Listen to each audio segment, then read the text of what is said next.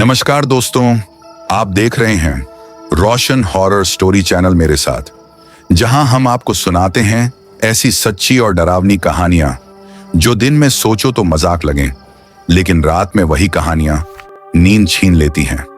आज की कहानी है एक बस का सफर जो कभी पूरा नहीं हुआ। अगर आप अकेले हैं या रात में ये वीडियो देख रहे हैं तो हिम्मत बांध लीजिए, क्योंकि ये कहानी सिर्फ कहानी नहीं है। वो सर्दियों की रात थी, करीब 11:45। बस स्टैंड लगभग खाली हो चुका था। दूर दूर तक बस 2-4 लोग और पीली स्ट्रीट लाइट्स के नीचे खड़ी एक पुरानी सी बस। बस का नंबर आधा मिट चुका था, शीशों पर धूल जमी थी और ड्राइवर की सीट पर बैठा आदमी एकदम शांत, बिना हिले डुले। मैंने टाइम देखा, यह आखिरी बस थी। कंडक्टर कहीं दिखाई नहीं दे रहा था। फिर भी बस का दरवाजा अपने आप झरमराते हुए खुल गया। उस आवाज से मेरे शरीर में अजीब सी सिहरन दौड़ गई। बस के अंदर कदम रखते ही ऐसा लगा जैसे हवा अचानक ठंडी हो गई हो। सीटों पर कुछ लोग बैठे थे, लेकिन कोई बात नहीं कर रहा था। सब चुप, एकदम चुप। एक बूढ़ी औरत अपने आंचल में कुछ छुपाए धीरे धीरे हिल रही थी। पीछे की सीट पर एक लड़का बैठा था, जिसका चेहरा खिड़की की तरफ था। मैंने उससे पूछा, भाई, ये बस कहां तक जाएगी? वो धीरे से बोला, जहां तक किस्मत ले जाए। उसकी आवाज मेरे कानों में अब भी गूंजती है। कंडक्टर आया, लेकिन उसने टिकट नहीं काटा। बस चल पड़ी। स्पीड मीटर काम नहीं कर रहा था। खिड़की से बाहर देखा तो सड़क सीधी नहीं थी, वो घूम रही थी, घूमती जा रही थी, जैसे कोई रास्ता नहीं, बस अंतहीन मोड़। मोबाइल निकाला, नेटवर्क नो सर्विस। और तभी बस के पीछे से किसी के रोने की आवाज आई। पीछे मुड़ा तो देखा एक लड़की सफेद सूट में सर झुकाए बैठी थी। उसकी आंखों से आंसू टपक रहे थे। मैंने पूछा, क्या हुआ? उसने सिर उठाया। उसका चेहरा आधा जला हुआ था। मैं चीख नहीं पाया, आवाज गले में ही अटक गई। वो बोली, ये बस मुझे हर रात यहीं लाती। उस लड़की ने बताया, 3 साल पहले इसी बस में एक एक्सीडेंट हुआ था। बस खाई में गिर गई थी, कोई नहीं बचा। मैंने चारों तरफ देखा, वही बूढ़ी औरत, वही लड़का। सबके चेहरे अब साफ दिख रहे थे। कोई बिना आंखों के था, कोई बिना हाथ के। ड्राइवर ने पीछे मुड़कर देखा, उसका चेहरा पूरा काला था। बस अचानक रुक गई। सामने एक टूटा हुआ बोर्ड था, अंतिम पड़ाव। कंडक्टर बोला, अब उतर जाओ। मैं भागा। पीछे से आवाज आई, जो एक बार इस बस में बैठ गया। बस के अंदर अब अजीब सी घुटन थी। ऐसा लग रहा था जैसे हवा सांसों के साथ नहीं, सीधे सीने पर वार कर रही हो। मैंने पीछे मुड़कर फिर देखा। वो जली हुई लड़की अब रो नहीं रही थी, वो मुस्कुरा रही थी। लेकिन वो मुस्कान इंसान की नहीं थी। बस अब शहर की सड़कों पर नहीं थी। खिड़की से बाहर देखा तो ना कोई दुकान, ना कोई मकान, बस काले पेड़ जिनकी डालियां जैसे बस को पकड़ने की कोशिश कर रही हों। हर मोड़ पर पेड़ों से टकराने जैसी आवाज आती। किसी ने धीमी आवाज में कहा, यह रास्ता कब्रिस्तान की तरफ जाता है।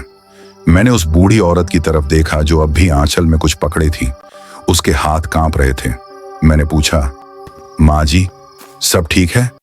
उसने आंचल थोड़ा सा हटाया। अंदर एक छोटा सा जूता था, बच्चे का जूता।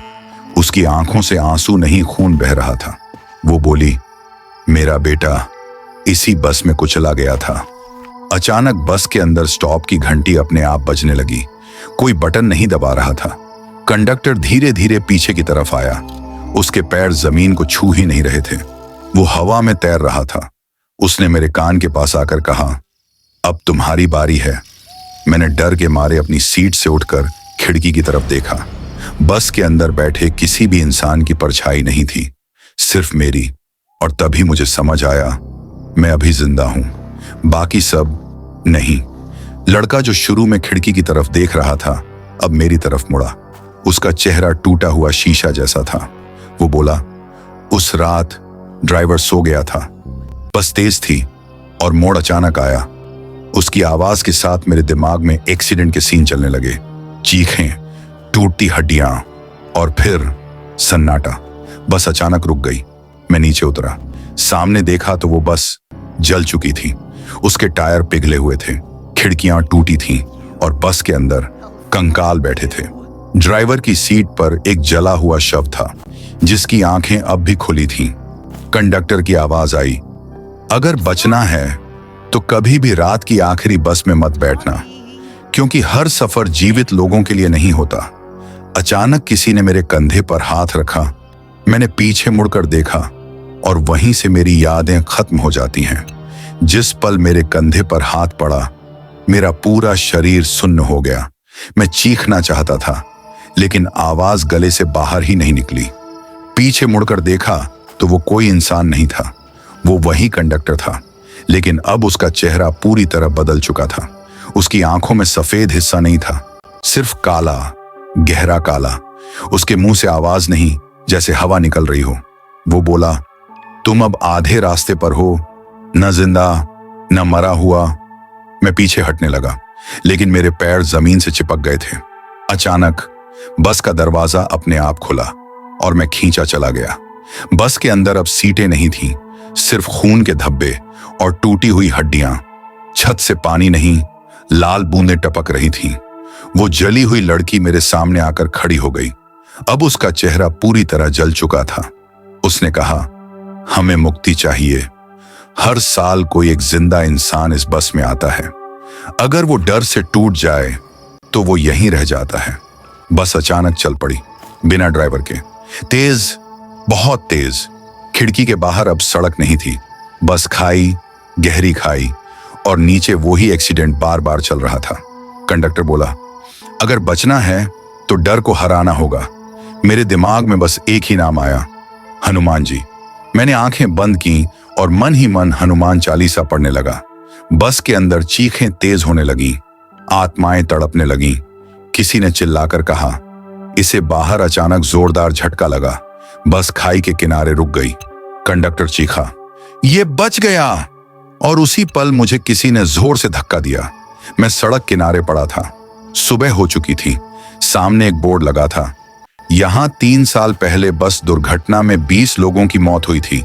मेरे हाथ में अब भी वो टिकट था, लेकिन उस पर तारीख बदल चुकी थी। आज की तारीख। घर पहुंचने के बाद रात को जब मैं सोया, मेरे कान में फिर वही आवाज आई, अगला सफर। फिर उस रात के बाद मैंने खुद को समझाया कि सब एक वहम था, एक डरावना सपना। लेकिन कुछ सपने जागने के बाद भी खत्म नहीं होते। मैं अब रात में बस स्टैंड के पास नहीं जाता।